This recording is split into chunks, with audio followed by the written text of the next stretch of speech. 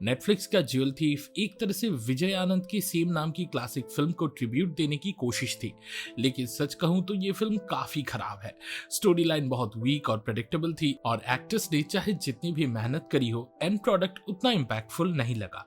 अब और नेगेटिविटी ना फैला के चलिए ज्वेल थीफ का जल्दी से एक रिकैप कर लेते हैं। ऐसे ही दूसरे वीडियोस देखने के लिए और हमसे जुड़े रहने के लिए चैनल को सब्सक्राइब कीजिए और वीडियो को लाइक और शेयर करना ना भूलें।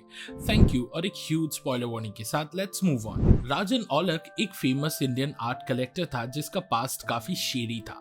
उसे अचानक पता चला कि इंटरपोल ने उसका बैंक अकाउंट फ्रीज कर दिया है। राजन के उस अकाउंट में कई दूसरे इन्वेस्टर्स का पैसा भी रखा था। राजन को पता था कि अगर उसने टाइम पे उनका पैसा वापस नहीं किया तो वो लोग उसकी जान के पीछे हाथ धोके पड़ जाएंगे। वैसे तो राजन अपने ट्रैक काफी अच्छी तरह से कवर करता था, लेकिन इस बार उसके अकाउंटेंट ने एक बड़ी गलती कर दी थी और उसकी वजह से ये इन्फॉर्मेशन लीक हो गई थी। अपने एम्प्लॉय की गलती की वजह से राजन को अपनी पूरी पेंटिंग की कलेक्शन ऑक्शन करनी पड़ गई।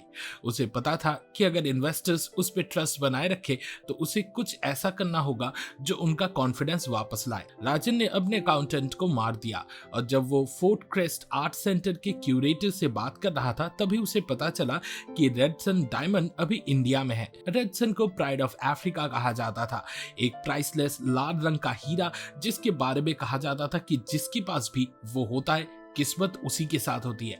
राजन ने डिसाइड किया कि अगर वो रेड सन चुरा लेता है तो वो अपनी पावर और इन्फ्लुएंस सबको दिखा सकता है, स्पेशली अपने इन्वेस्टर्स को। अफ्रीकन प्रिंस गमोनो ने एक वर्ल्ड टूर ऑर्गेनाइज किया था जहां उसे इस 318 कैरेट का डायमंड दुनिया के सभी बड़े शहरों में दिखाना था। ये Hira fort crest art centre Mumbai में डिस्प्ले हो रहा था क्योंकि वहां देश का सबसे बेस्ट सिक्योरिटी सिस्टम था। राजन को पता था कि सिर्फ एक ही आदमी है जो उसके लिए वो डायमंड चुरा सकता है और वो था शातिर ज्वेल थीफ रेहन रॉय।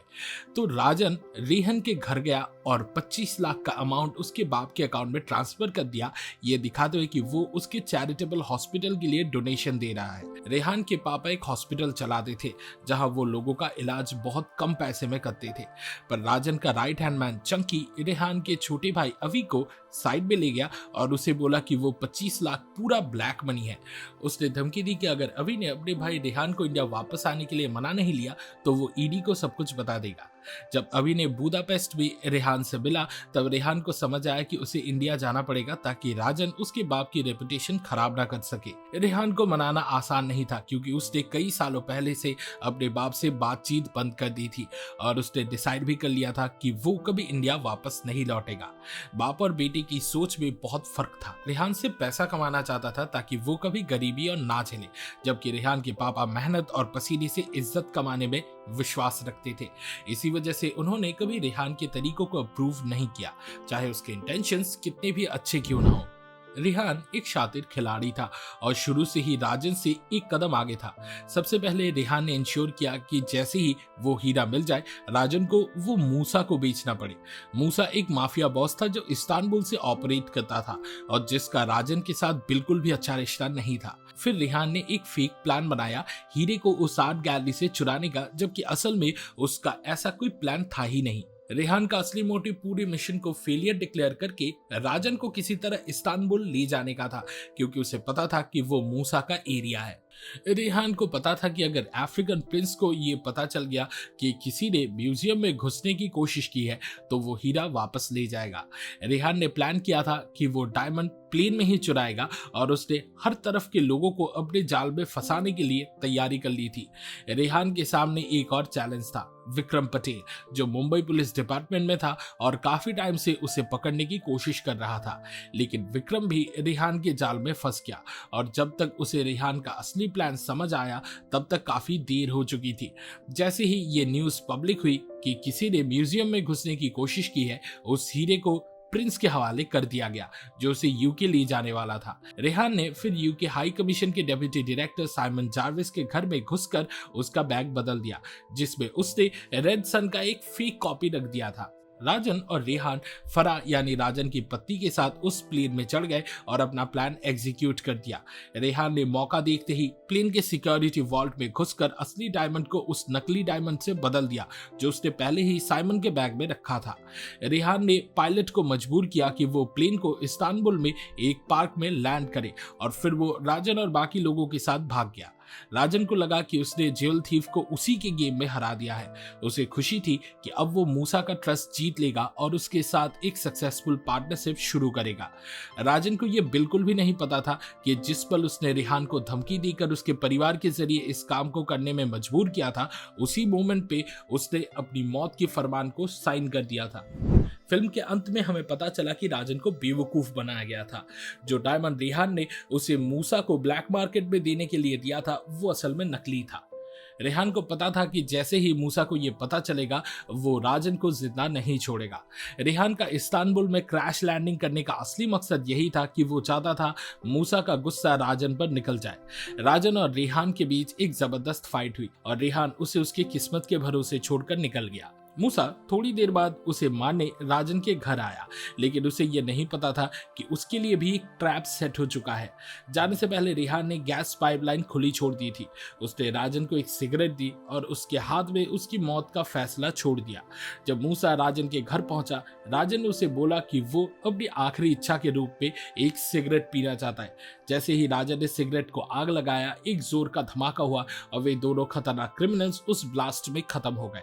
पहले कभी शायद राजन ने मूसा से गद्दारी की थी, जिसके बदले मूसा ने उसकी पीठ पर मार मार के एक निशान छोड़ दिया था। उसका जख्म तो भर गया था, लेकिन राजन अब भी मूसा से बदला लेना चाहता था। उसे पता था कि जिंदगी दोबारा उसे ऐसी कोई अपॉर्चुनिटी नहीं देगी जिसमें वो अपना बदला ले सके और मूसा और उसके गैंग को उनके किए की सजा दे सके।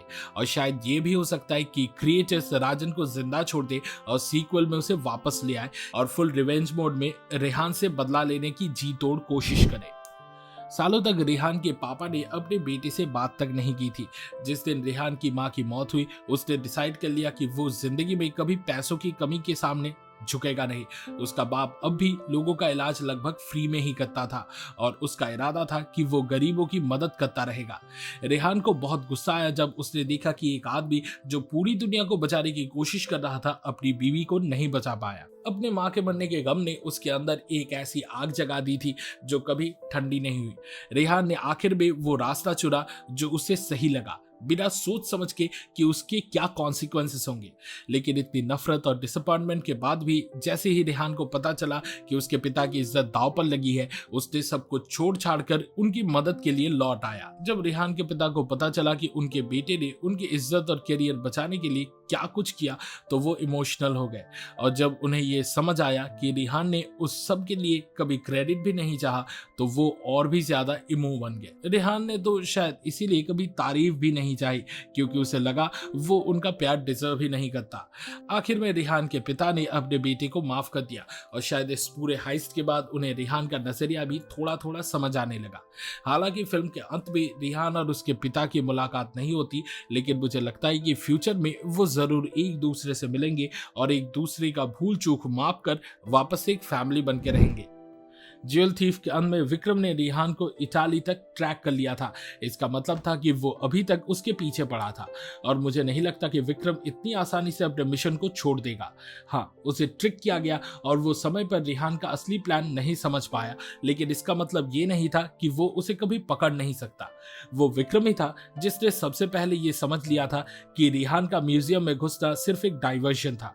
अगर रेहान लंदन गया होता तो विक्रम उसे जरूर पकड़ लेता, लेकिन इस्तांबुल लैंड करने का अनएक्सपेक्टेड मूव इस सुपर कॉप के लिए भी एक शॉक था। सीक्वल में जरूर इन दोनों का फिर से आमना सामना होगा। इधर फरा और रेहान के बीच एक अटैचमेंट डेवलप हो गई थी जब रेहान राजन के साथ काम कर रहा था। फरा को राजन ने काफी बार अब्यूज किया था और उसके साथ बहुत बुरा बर्ताव किया था और वो भी उस दुख भरी जिंदगी से निकलना चाहती थी। रेहान ने इंश्योर किया कि फरा सेफ रहे, क्योंकि वो उसे इतना प्यार करता था कि उसे जाने नहीं दे सकता था और उसके साथ जिंदगी बिताने का मौका खोना नहीं चाहता था। जब रिहान ने असली रेड सन चुरा लिया तो वो और फरा इंडिया छोड़ के निकल गए और वो उसे पियाजा डेला सिन्योरा फ्लोरेंस इटली में ले गया, वही जगह जिसका पेंटिंग फरा फिल्म के स्टार्टिंग में बना रही थी। उस वक्त फरा ने रिहान को बोला था कि उसने कभी दुनिया नहीं देखी है, इसलिए रिहान चाहता था कि उसे राजन के कब्जे से छुड़ा के उसका सपना पूरा करवाया जाए। फ्लोरेंस में रिहान ने फरा से बोला कि वो हमेशा से किसी शांत सी जगह पे सेटल होना चाहता था, लेकिन फरा ने तुरंत उसे याद दिलाया कि उसे झूठ बोलने की जरूरत नहीं है। फरा जानती थी कि रिहान के पास एक नॉर्मल जिंदगी का कोई प्लान नहीं है, क्योंकि उसका अगला टारगेट एक प्राइसलेस इजिप्शियन आर्टिफैक्ट था जो यूरोप के एक म्यूजियम में आने वाला था। मेकर्स ने ये क्लियर कर दिया कि उनका ज्वेल थीफ का सीक्वल बनाने का फुल सपोर्ट है, तो मुझे लगता है कि रिहान वो इजिप्शियन आर्टिफैक्ट चुरा लेगा। लेकिन मुझे ये भी लगता है कि अगर फरा उसके साथ रही तो एक वक्त आएगा जब रिहान इस बिजनेस से बाहर निकलना चाहेगा, ताकि फरा की जिंदगी को खतरे में ना डाले। सिर्फ लालच ही नहीं, एक और मोटिवेशन भी था जो उसकी इंटेंशंस को ईंधन दे रहा था। रिहान ने अपनी माँ को इसलिए खोया क्योंकि उनके पास ट्रीटमेंट के लिए पैसे नहीं थे। मुझे लगता है कि रिहान खुद को इस बार एक रॉबिन हुड टाइप का कैरेक्टर बना लेगा, जो अमीरों से लूटता है और गरीबों में बांट देता है। हे इस वीडियो को देखने के लिए शुक्रिया। ज्वेल थीफ देखने का आपके एक्सपीरियंस के बारे में कमेंट सेक्शन में जरूर शेयर करें। सिनेमा सीरीज के वीकली टोज के लिए लाइक बटन दबाएं और हमारे चैनल को सब्सक्राइब करें। अगले वीडियो में मिलता है और फिलहाल के लिए signing off, goodbye and I will be back.